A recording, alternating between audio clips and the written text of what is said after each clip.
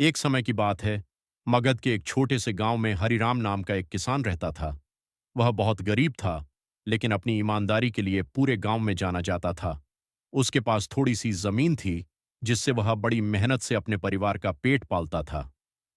हरिराम सुबह सूरज निकलने से पहले खेत में चला जाता और देर शाम तक काम करता। उसकी पत्नी अक्सर कहती, इतनी मेहनत करते हो, फिर भी हम गरीब ही हैं।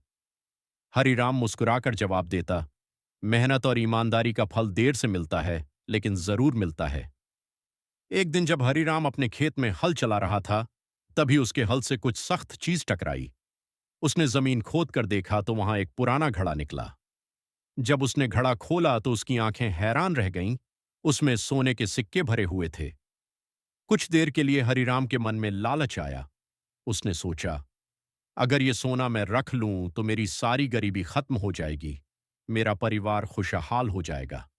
लेकिन अगले ही पल उसे अपने संस्कार और ईमानदारी याद आई। उसने सोचा, यह जमीन मेरी है, लेकिन यह खजाना मेरा नहीं हो सकता। यह जरूर किसी और का है या फिर राजा का होगा। हरिराम ने घड़ा उठाया और सीधे राजा के दरबार में पहुंच गया। उस समय पाटलिपुत्र के राजा बहुत न्यायप्रिय और बुद्धिमान माने जाते थे। दरबार में पहुंचकर हरिराम ने कहा, महाराज, मुझे अपने खेत में यह सोने का घड़ा मिला है।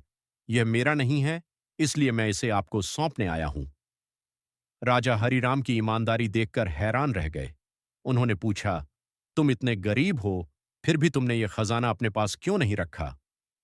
हरिराम ने विनम्रता से उत्तर दिया, महाराज, अगर मैं इसे रख लेता तो शायद मैं अमीर बन जाता, लेकिन मेरी आत्मा कभी शांत नहीं रहती। राजा उसकी बात सुनकर बहुत प्रभावित हुए।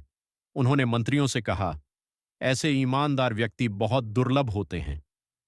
राजा ने फैसला किया कि वह खजाना हरिराम को ही दे दिया जाए। साथ ही उसे और जमीन भी इनाम में दी गई, ताकि वह अपने परिवार के साथ सुखी जीवन जी सके।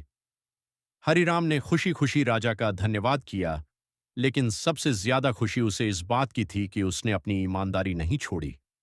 उस दिन के बाद हरिराम न केवल एक अमीर किसान बना, बल्कि पूरे राज्य में उसकी ईमानदारी की मिसाल दी जाने लगी। सीख: ईमानदारी इंसान की सबसे बड़ी दौलत होती है। जो व्यक्ति सच्चाई और ईमानदारी का साथ देता है, उसे जीवन में सम्मान और सफलता जरूर मिलती है।